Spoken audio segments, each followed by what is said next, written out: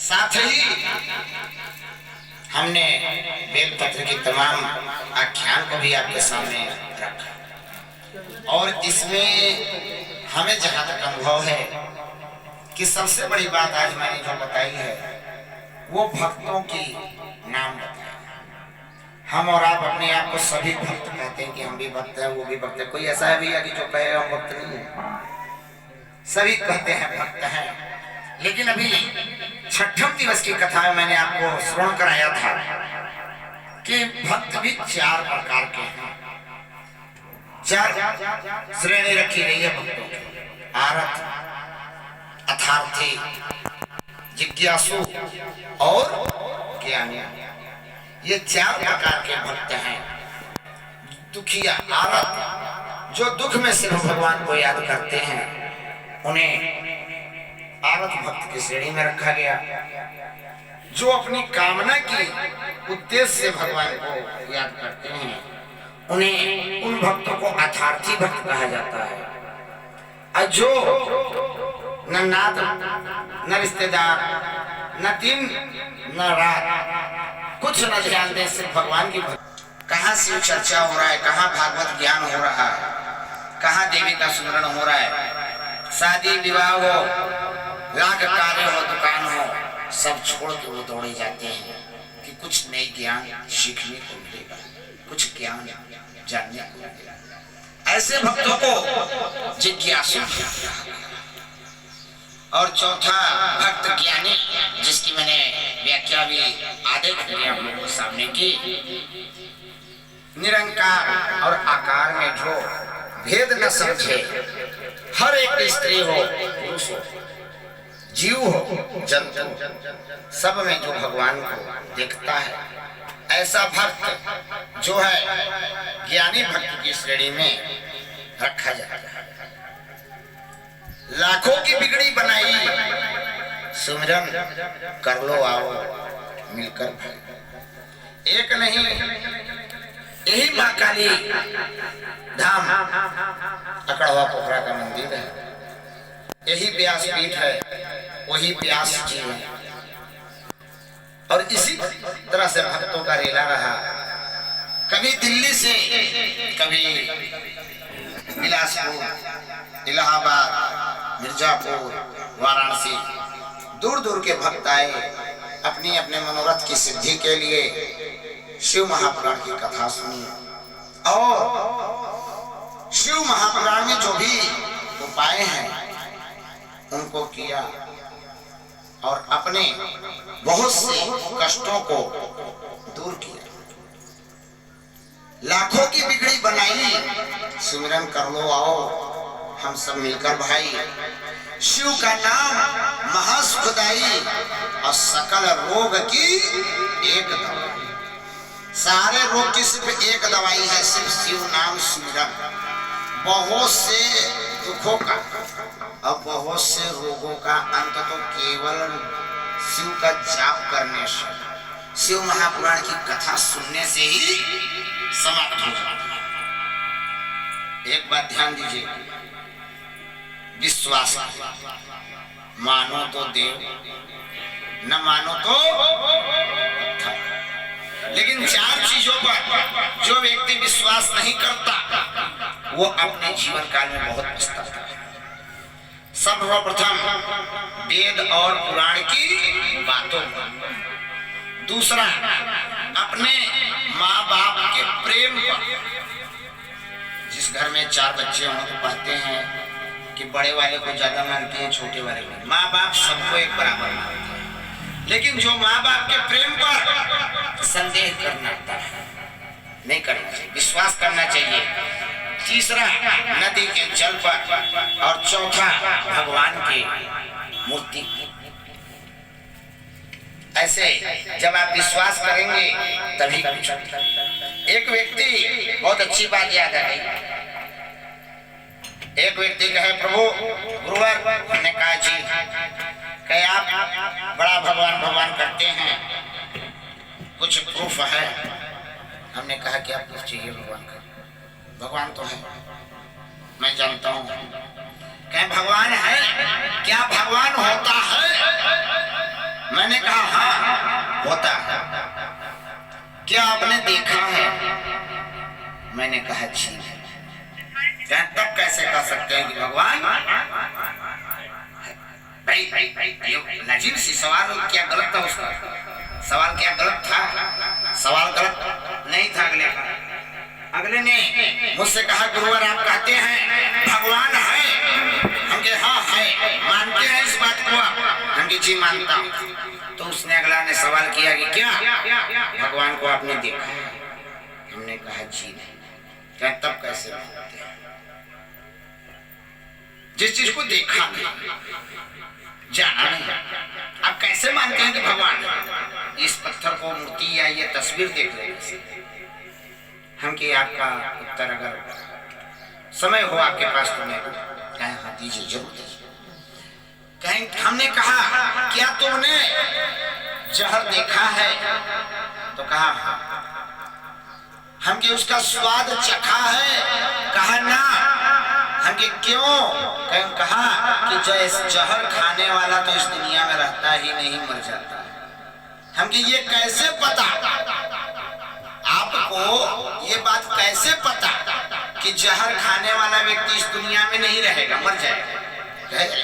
गुरुजी ये कोई सवाल होगा? हम कि मेरा सवाल एकदम परफेक्ट है।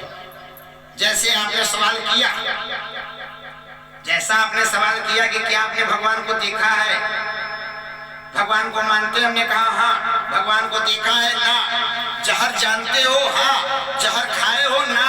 क्यों? कैसे जान गए कि जहर खाने से आदमी मर जाता है?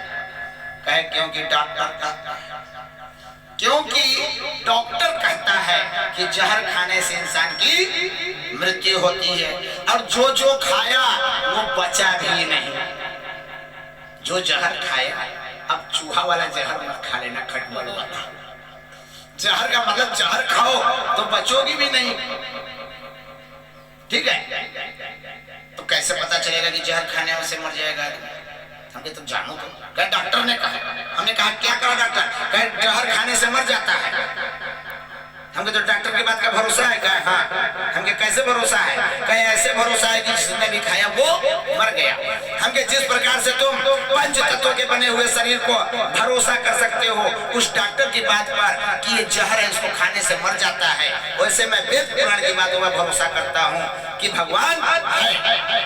और जैसे तुम कह रहे हो कि जिसने खाया वो बचा नहीं और जिसने देखा वो बताने लायक रहा नहीं, जो देखा वो बताने लायक रहा नहीं, जो देखा उसने बताने लायक रहा ही नहीं, क्योंकि उसको देखने के बाद कुछ देखने की चाहत ही नहीं है। तो बताएगा क्या? तो 5 लोगों की गोल थी, 5 इंसानों की गोल थी। 5 लोगों की गोल या क्या थे? जैसे इलाहाबाद से हमारे श्री धीरज श्रीवास्तव जी, श्रीमती उस लोग दिन आए थे 5 लोग ऐसे ही व्यास में पीठ पर बैठे हुए थे हम, और उन्होंने क्वेश्चन कर दिया। अभी मैंने आपको बताया कि 20 तल्ले के ऊपर दुखिया आदमी कूदा पर मरा नहीं, और कैसे नहीं मरा मैंने बताया कि सच्चाई की परिभाषा को समझने का प्रयास कीजिए। जब तक आप सच नहीं समझेंगे तब तक आप नहीं जानेंगे। आप अधूरा सच, पूरा सच उसको समझिए। एक सवाल मैं अभी आपको दे रहा हूँ, उसको भी समझने का प्रयास कीजिएगा आप लोग हमारी कथाओं के साथ ही।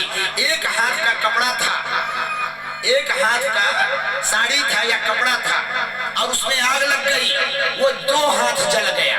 बताइए कैसे? सोचिएगा, एक हाथ का कपड़ा था, उसमें आग लग गई और वो 2 हाथ जल गया। बताइएगा कैसे? इसका उत्तर सोचते रहिए। बहुत सही जवाब। एक विद्वान बैठे हैं, एक हाथ का कपड़ा था, बुझाने में दोनों हाथ लगाया गया और दोनों हाथ जल गए, 2 हाथ जल गए। तो सच्चाई की परिभाषा को जब तक नहीं समझेंगे, अब सोचने वाले अभी यही ने 2 घंटे पहले यही सवाल किया है, कब से सोच रहे हैं कि एक हाथ का कपड़ा 2 हाथ जला कैसे। सच को समझने का प्रयास कीजिए। तो 5 व्यक्तियों का अभी 4 विकेट खड़े थे। कहे सर बात मानते हैं आपके गुरुवर, लेकिन प्रूफ कीजिए, प्रूफ कीजिए और कुछ प्रूफ कीजिए। कीजिए कि भगवान है। हमकी प्रूफ चाहिए क्या है? हमकी ये बताओ, अभी मैं आके यहाँ पर शिव महापुराण बाँच रहा हूँ, अभी मैंने आपके बाथरूम में गया था, टोटी खोला, जल आया, अपने से आ गया, कहाँ से आया यार? तो उसने कहा, अरे गुरुजी आप इतना भी नहीं जानते। हम के सर हम तो नहीं जानते, हम तो ताल तनैया नदी में नहाने वाले, संध्या बंदन करने वाले, मैं क्या जानूं? इसको आपने कहा घुमा दो, मैंने घुमा दिया, पानी आ गया। कहाँ से आ गया? कहे गुरुजी ऊपर सिंटेक्स रखा है। हम क्या? अच्छा अच्छा, कहाँ रखा है? 4 तल्ले के ऊपर एक सिंटेक्स की टंकी रखी है, उसमें पानी भरा रहता है, जब यहाँ आप खोलते हो तो निकल जाता है। तो वो ये बात है। हम तो ऊपर पानी रखे हो, बाल्टी बाल्टी ले जाके डालते हो क्या? कैसे उतना ऊंचा पानी चढ़ाते होगे भाई? बहुत थक जाते होगे। उतना बाल्टी ले जाके चढ़ा के डालने में तुम्हारी एनर्जी जितनी लॉस होगी, इससे अच्छा तुम यही बाल्टी भर के नहा लिए होते। क्या गुरुजी लगता है आप जानते नहीं। हम के जी नहीं सर, मैं नहीं जानता, आप बताएं हमें, आप बताएं। आखिर भाई उतनी बड़ी सिंटेक्स बाल्टी बाल्टी में भरोगे, कैसे भरोगे? तो क्या गुरुजी आप नहीं जानते। हम क्या नहीं जानते बताइए? कहे मोटर लगा है। हम के कौन सा मोटर? कहे उसको कहते हैं समरसेबुल, टुल्लू पंप मोटर। बस यहाँ से बटन दबाते हैं और वहां पानी पहुंच के भर जाता है और वही पानी यहाँ से आ जाता है। हम के हे प्रभु 200 लीटर की टंकी को 2 तल्ला ऊंचा भरने के लिए तुमने मोटर लगाया है, पर ये बताओ इतना ऊंचा ताड़ का पेड़, उसके ऊपर एक नारियल का फल, उसमें पानी निकलता है। भगवान ने कौन सा मोटर फिट किया? भगवान ने कौन सा मोटर फिट किया है? बोलिए सच्चे दरबार की जय। कोई मोटर होगा, कोई तो स्विच होगी। 2 विकेट और गिर गए, 2 विकेट और गिर गए। बहुत अच्छी बात आप गुरुजी बोले, लेकिन अभी भी 2 विकेट बाकी है। गुरुजी इससे काम नहीं चलेगा। चिकनी चुपड़ी बातें आप जैसे लंबी टीका मधुरी बानी दगाबाज की यही निशानी बहुत लोग करते हैं और बहला फुसला के चले जाते हैं, पर मैं इतना जल्दी बैठने वाला नहीं। कुछ और प्रूफ कीजिए, हमके और प्रूफ चाहिए। क्या हमके ये बताओ, जब आप यहाँ से दौड़ते हो, व्यायाम करते हो, सुबह के टाइम दौड़ते हुए जाते हो तो क्या होता है? क्या होगा? हमके पसीने आते हैं। क्या हमके कहाँ से आता है वो पानी? उसमें कहाँ से आता है? क्या वो तो पसीना है जो पिया हूँ, वो पानी के रूप में, पसीना के रूप में बाहर आता रहता है। हमने कहा वो पानी आता है पसीना के रूप में बाहर, लेकिन ये बताओ क्या इसमें छेद दिखता है? क्या यहाँ छेद है? हमके छेद है? क्या यहाँ है? इस शरीर में जितने रोए हैं सब में छेद है। और जब हम दौड़ते हैं तो अंदर से जो पानी निकलता है वो पसीने के रूप में छेद से बाहर निकलता है। हमके मेरे भैया जी तब ये बताओ, जब हम नहाते हैं तो उसी छेद से पानी अंदर क्यों नहीं जाता? कौन सा ऐसा इंजीनियर बैठा है अंदर जो कि छेद को बंद कर देता है कि जब हम दौड़ते हैं तो निकलता है, पर नहाते हैं तो घुसता नहीं? क्यों? कोई तो हो। कहा गुरुजी आपसे तर्क कर लेना उचित नहीं है, पर एक सवाल का जवाब दे दीजिए। हमने कहा क्या? कहें आप कहते हैं कि शिव और पार्वती ने कभी संबंध नहीं बनाया, मैथुनी सृष्टि का निर्माण ब्रह्मा जी ने किया।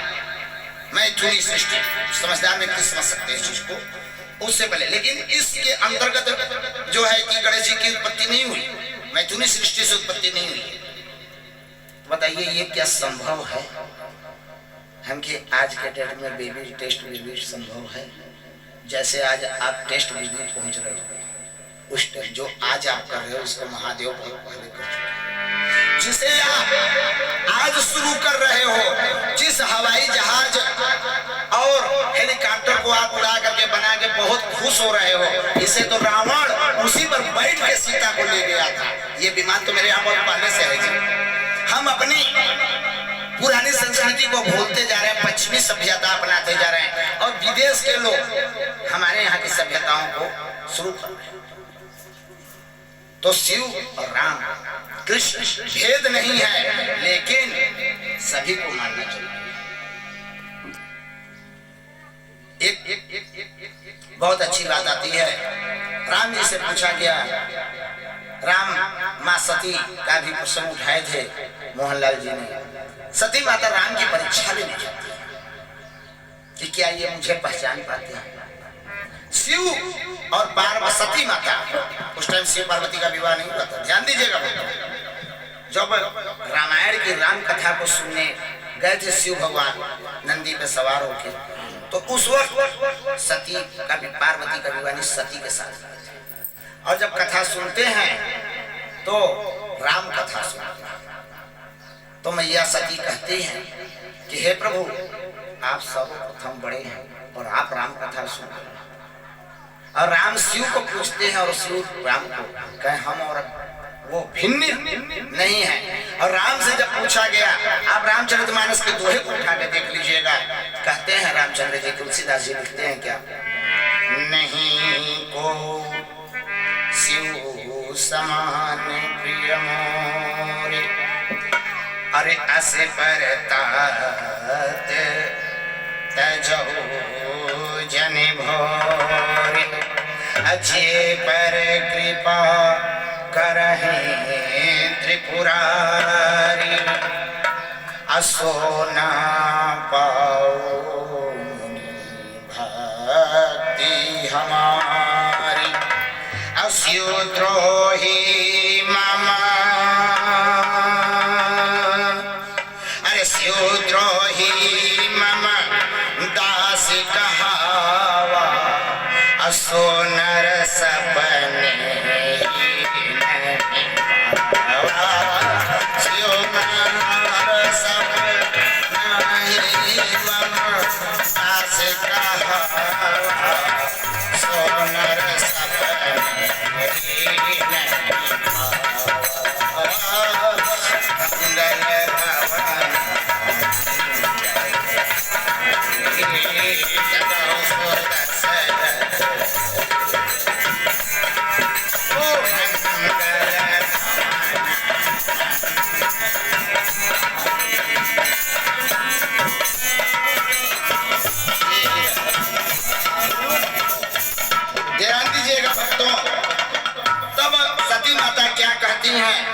कि जो मुझे पर प्रसन्न सुख राशि, जो मुझे पर प्रसन्न सुख राशि, जाना चरण निज राशि, जाना चरण निज राशि, तो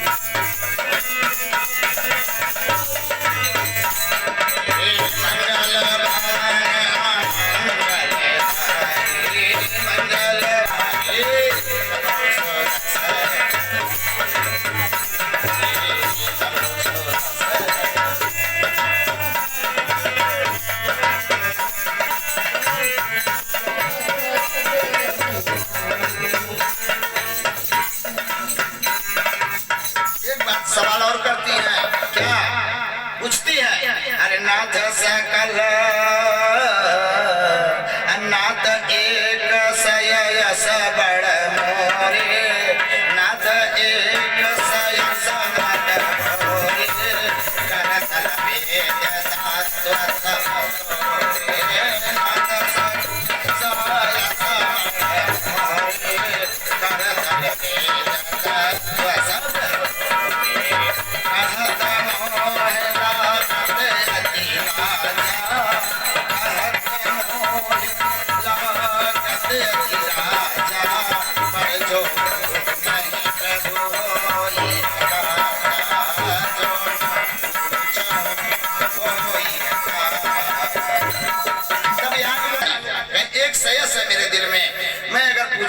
चाहती हूँ, अगर नहीं पूछूंगी तो मुझे एक सयस है, अगर उसको नहीं पूछूंगी तो बहुत दिक्कत होगी। कहें क्या? कहें राम कामना प्रभु पूछे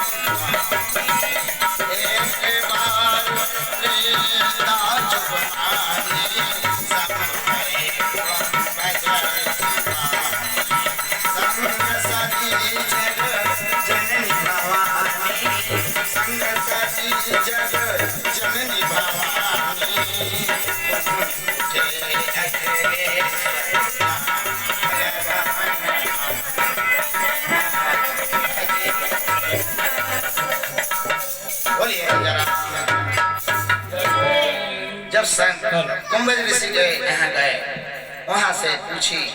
उसके बाद माँ सती, ये प्रसंग मैं प्रथम दिवस में कर चुका, लेकिन अभी इन्होंने थोड़ी सी ऐसी बात उठ गई कि कहना पड़ा, और उसमें एक छोटी सी बात को बताने के लिए इस प्रसंग को पुनः क्यों? जब माँ सती सीता के रूप में राम के यहाँ जाती हैं, परीक्षा लेके लौटती हैं, शिव जी ने उसी क्षण सती का त्याग कर दिया। शिव जी ने सती माता सती हुई, लेकिन बहुत बार, लेकिन शिव ने त्याग तो उसी वक्त कर दिया। उसके बाद 8700 साल तक शिव समाधि में। तब अभी आपने मोहन जी के माध्यम से अभी आपने स्मरण किया कि बहुत जगह वो चल रहा था, भजन हो रहा था, और माँ सीता माँ सती आई और कहीं हम भी जाएंगे अपने पति के पास। ये बहुत दिनों के बाद, सती तो बाद में सती हुई, माँ का 53 यानी 53 नंबर का हुआ, और विवाह शिव पार्वती का 52 नंबर पे हुआ, जो कि मैंने आपको 6 दिवस की कथा में आपको मैंने बताया है। और आज हम लोग भी 6 दिवस की कथा के बाद आज 7वें दिवस की कथा में चलते हैं। आज की पूर्णाहुति है, हवन है, यज्ञ है, हवन है। आइए इस पर ही थोड़ा सा प्रकाश डालते हैं। कथाएं तो बहुत हैं, हम सुनाते रहेंगे, आप सुनते रहेंगे, लेकिन पूर्णाहुति, हवन, यज्ञ क्या? पहले बहुत यज्ञ हुआ करता था तो 1 घंटा बांध दिया जाता था, वेदी की वेदी तैयार होती थी और 1 घंटा बांध दिया जाता था, और हवन और यज्ञ हुआ करता था। और जब पूर्णाहुति हो तो घंटा अपने आप बजता था। ये आख्यान आता है अग्नि पुराण। अग्नि पुराण में आप उठा करके देखिएगा, खोजिएगा, ये आख्यान मिलेगा कि यज्ञ की वेदी तैयार होती थी और एक बड़ा सा घंटे को बांध दिया जाता था। जब पूर्णाहुति हो जाए तो घंटा अपने आप बज जाए तो समझ लो कि यज्ञ हो। और जब तक घंटा ना बजे तब तक ये समझो कि यज्ञ पूर्ण नहीं हुआ। पांडव महाभारत के युद्ध करके, चूंकि अब गीता ज्ञान भी इसके बाद है, इसलिए अग्नि पुराण के 1 स्कंद को सुनाने का प्रयास कर रहा हूँ। पांडव महाभारत के यज्ञ करने के बाद भगवान से कहते हैं, हे प्रभु, हम ऐसा कौन सा पूजन पाठ करें, कौन सा यज्ञ करें कि यज्ञ की विधि बताते हैं। और अधिक मास, अश्वनी का ही अधिक मास था। जिसे आप लोग मरमास भी कहते हैं, मलमास भी कहते हैं, ये अधिक मास पुरुषोत्तम मास भी कहा जाता है इस बार लगा। तो अश्विनी की अधिक मास आती है, पांडव यज्ञ करने के लिए तैयार हो जाते हैं, पांडव यज्ञ करते हैं, अग्निदेव प्रकट होते हैं, अग्निदेव को प्रकट करके कई दिनों तक लगातार यज्ञ होता है। यज्ञ होने के बाद पूर्णाहुति होती है, भंडारा भी होता है, और भंडारा होने के बाद जब यज्ञ की पूर्णाहुति हो जाती है, जब तमाम मुनि श्रेष्ठ जन पूर्णाहुति की आहुति डाल देते हैं, और युधिष्ठिर का ध्यान था घंटा के तरफ। जैसे भक्तों का ध्यान होता है, दो ही तरफ भक्तों का ध्यान होता है, न हमारे तरफ न आपके तरफ। भजन और कथा के तरफ ध्यान कम होता है भक्तों का, घड़ी और प्रसाद की तरफ ध्यान ज्यादा होता है। कितना देर हुआ और प्रसादी कब? अभी मैंने आपको प्रसाद का एक बहुत सुंदर आख्यान बताया कि कभी भी प्रसाद को सोने वाले स्थान पर, पलंग पर, बिस्तर पे नहीं रखना चाहिए, उससे दोष, अगर दोष लग गया तो उसका निवारण की विधि मैंने आप लोगों को स्मरण कराई। बहुत छोटी छोटी ऐसी ऐसी गलतियां हैं जो हम और आप कर देते हैं, और जीवन भर ये कहते हैं कि मैंने जीवन भर पूजन किया, लेकिन उसका फल क्यों नहीं मिला। आपको मैं बता देता हूँ, मैंने अभी एक बात बताई थी कि शिव महापुराण सकल रोग की एक दवाई। अभी मैंने कुंदेश्वर महादेव का एक बुखार का उपाय बताया, सहज उपाय।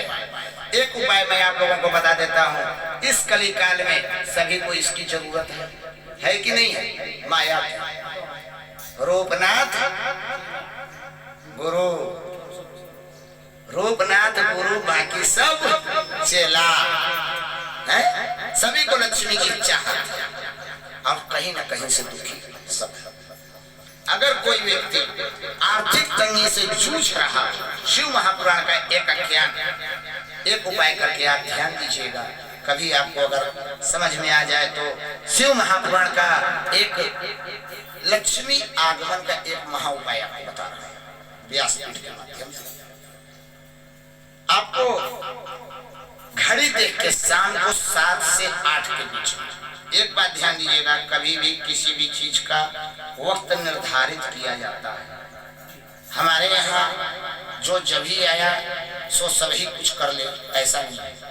भगवान, अच्छा ये बताइएगा, शिव चर्चा आप करते हैं, शिव चर्चा की आरती लोग कहते हैं कि सूर्य अस्त हो उसके पहले ही कर देना चाहिए। ऐसा क्यों? ऐसा क्यों? पता है? पता है, बताते हैं ना कि सूर्यास्त से पहले कर लेना चाहिए, लेकिन ये नहीं पता होगा कि क्यों।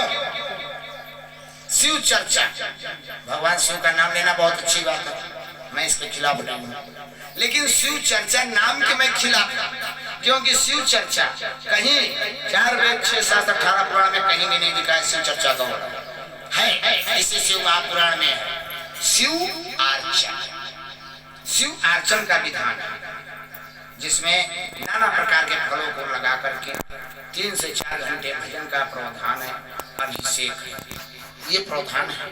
लेकिन अपना ब्रांड बनाने के लिए कोई व्यक्ति अगर कुछ कर ले तो बात रखनी चाहिए, मैं इसके खिलाफ। शिव की विशेष पूजन अर्चन करके पिलाइए, कैंसर नामक रोग भी खत्म हो जाएगा। और मैंने पढ़ा पर विश्वास नहीं हुआ, व्यासपीठ के माध्यम से कर रहा हूँ, विश्वास करना हमें भी मुश्किल नजर आया। फिर भी हमने कहा कभी, मैं इसलिए कहता हूँ कि कसौटी पे कसो, चाहे मैं हूँ चाहे आप, कसौटी को, सत्यता को परखो, और उसको परखा, मंगाया और दिया। आज 2.5 महीने का दिन है, कैंसर नामक रोग समाप्त हो। बाज को पुत्र देना हो, तुमरुका महाराज की आराधना करिए।